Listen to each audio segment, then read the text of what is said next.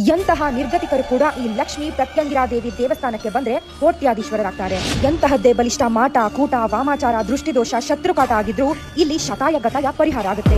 ಮನುಷ್ಯನ ಮನಸ್ಥಿತಿ ಹೇಗೆ ಅಂದ್ರೆ ಇನ್ನೊಬ್ರು ಬೆಳಿತಾ ಇದ್ದಾರೆ ಎಂದಾಗ ಅವರು ಬೆಳಿಬಾರ್ದು, ಮುಂದೆ ಬರಬಾರ್ದು ಅಂತ ಶಾಪ ಹಾಕೋರು ಮಾಟ ಮಂತ್ರ ಮಾಡ್ಸೋರೆ ಹೆಚ್ಚು. ಒಂದೇ ಒಂದು ಅಮಾವಾಸ್ಯೆಗೆ ನೀವು ಈ ಶಕ್ತಿ ದೇವತೆ ಲಕ್ಷ್ಮೀ ಪ್ರತ್ಯಂಗಿರಾದೇವಿನ ಮೊರೆ ಹೋದ್ರೆ ಸಾಕು, ಮುಂದಿನ ಪರಿಣಾಮ ನಿಮ್ಗೆ ತಿಳಿಯುತ್ತೆ. ನಮ್ಮ ಯಜಮಾನ್ರಿಗೆ ಹುಷಾರಿರ್ಲಿಲ್ರಿ, ಬರೇ ಇಲ್ಲಿಗೆ ನಾವು ತಾಯಿ ಮನೇಲಿ ಇದ್ದಿದ್ದು, ಮದುವೆ ಆಗ್ಸುಟ್ಟು ಇಲ್ಲಿ ಬಂದು 4 ವರ್ಷ ಇದ್ರೆ ಬರೀ ಹಾಸ್ಪಿಟ್ಲ್ ಅಂತ ಇರ್ತೀವಿ. ಇಲ್ಲಿ ಬಂದಾಗ ಹುಷಾರಾಗಿ ನಾವೆಲ್ಲ ಆರಾಮಾಗಿದ್ದೇವೆ.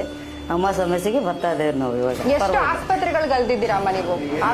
ನಾವು ಭಾಳದು ಯಾವ್ದೇವ್ರಿ ನಾವು ಅಂದ್ರೆ ಸುಮಾರು ದುಡ್ಡು ಖರ್ಚು ಮಾಡಿದ್ವಿ, ಹುಷಾರಾಗ್ಲಿಲ್ಲ. ಅಲ್ಲಿಗೆ ಇಲ್ಲಿ ಬಂದಿದ್ದು ಪರವಾಗಿಲ್ಲ. ಏನಾಗಿತ್ತು ಅಂತ ನಿಮ್ಗೆ ಅಂದ್ರೆ ಗಾಳಿ ಆಗಿತ್ರಿ. ಅಂದ್ರೆ ಇಲ್ಲಿ ಬಂದಾಗ ಸುಟ್ಟು ನಮ್ಮ ಯಜಮಾನ್ರಿಗೆ ಹುಷಾರಿರ್ಲಿಲ್ಲ. ನಮ್ಮ ತಾಯಿ ಮನೆಗೆ ಬಿಟ್ಟು ಇಲ್ಲಿ ನಮ್ಮ ಗಂಡನ ಮನೆ ಬಂದಾಗ, ಇವಾಗ ಇಲ್ಲಿ ಬಂದಾಗ ಪರವಾಗಿಲ್ಲ, ಯಾಕಾದ್ರೂ ಕಮ್ಮಿ ಆಗಿಲ್ಲ. ಇಲ್ಲಿ ಬಂದಾಗ ಸುಟ್ಟ ಎಲ್ಲ ಚೆನ್ನಾಗದೇವೆ ನಾವು, ಮಕ್ಕಳಾಗ್ಲಿ ನಾವು ಗಂಡಾಗ್ಲಿ ಜಗಳ ಪಗಳ ಏನಿಲ್ಲ. ಮುಂಚೆ ಅಂದ್ರೆ ಕಿರಿಕಿರಿ ಭಾಳ ಕಿರಿಕಿರದ್ರು. ಅವಾಗ ಹಂಗಾಗಿ ನಾವು ಎಷ್ಟಿದ್ರು ಇದೆ ಅಂತ ಜೀವ ತೆಗಿಯಕ್ಕೆ ಹೋಗಿದ್ವಿ, ಉರ್ಲಾಕಿನಕ್ಕೆ ಹೋಗಿದ್ವಿ. ಅಂದ್ರೆ ಇವಾಗ ಪರವಾಗಿಲ್ಲ, ನಮ್ಮ ಯಜಮಾನ್ರು ಪರವಾಗಿಲ್ಲ, ನಮ್ಗೆ ಪರವಾಗಿಲ್ಲ. ಪೂಜೆ ನಡೆಯುತ್ತೆ, ಹೋಮ ನಡೆಯುತ್ತೆ ಅಂತ ಹೇಳಿದ್ರು.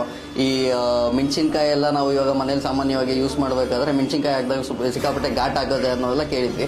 ನಾವು 100 ಜನ ಇಲ್ಲಿ ನಿಂತ್ಕೊಂಡು ಮೆಣಸಿನ್ಕಾಯಿ ಇದು ಏನಿದೆ ಹೋಮಕ್ಕೆ ಹಾಕಿದಾಗ ಕೂಡ ಅದು ಏನೋ ನಮಗೆ ಘಾಟ್ ಅಂತ ಅನ್ನಿಸ್ಲಿಲ್ಲ. ಆ್ಯಂಡ್ ಇನ್ನೊಂದು ಈ ಸ್ಥಳ ಇದೆ, ಈ ಸ್ಥಳಕ್ಕೆ ಬಂದಾಗ್ಲೇ ಏನೋ ಒಂಥರ ಪಾಸಿಟಿವ್ ಫೀಲ್ ಬರುತ್ತೆ. ಈ ಕ್ಷೇತ್ರಕ್ಕೆ ಬಂದು ನಿಮ್ಗೆ ಏನ್ ಅನುಕೂಲ ಆಗಿದೆ, ಹಾಗೇನೆ ದೇವಿನ ನೋಡಿದ್ರೆ ನಿಮ್ಗೆ ಏನ್ ಅನ್ಸುತ್ತೆ? ಮನ್ಸಿಗೆ ಸಮಾಧಾನ, ನೆಮ್ಮದಿ ಸಿಗುತ್ತೆ ಅಂತ ಬರುತ್ತೆ.